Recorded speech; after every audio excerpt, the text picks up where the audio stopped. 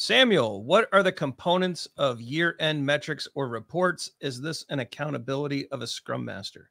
I was actually thinking about this over the holiday break, Todd. So it's Christmas. I'm sitting around at the post gift wrap or gift opening. My kids have destroyed our living room and I'm picking up trash, and I sit down and think about I started just thinking about reflecting on the year, right? And what I came back to was the way that I would think about our year would be in the context of the EBM framework, right? I would think about our time to market, our ability to innovate, which for us is really calendar days, right? I think that's a big metric. That's an insight you had earlier this year, that calendar is really vital to our ability to innovate and do new things. Our current value, our unrealized value.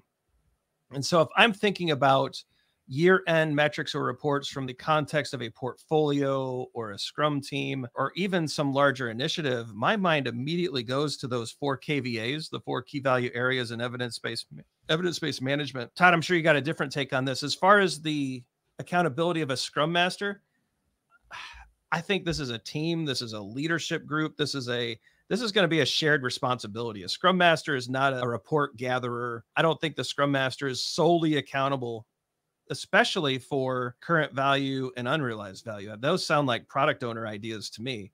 And so even I think developers have an obligation to start helping with time to market type metrics, making sure that those are understood and delivered. And I think even leadership has some accountability and ability to innovate. Every impediment at an organizational level that slows a team down is going to hurt our ability to innovate. So maybe it's more of a holistic gathering of information that builds out our dashboards. But for me, it's EBM. What do you think, Todd? I think so. I think so too. I don't think I really have too much more to add about EBM. One thing I think might be interesting though is to take a step back at the end of the year. And sometimes I wonder if our retrospectives are a little bit short. We're only doing on a per sprint basis. Maybe we need to start finding a way to make it look a little bit more holistic. But maybe it's a time to reflect with the whole team on how the previous year went, celebrate some successes, understand what we might do better and different into the next year. I think that it's fair to say that product owner and developers have different viewpoints here. A2I and time to market to me are mostly developers, and UV and CV are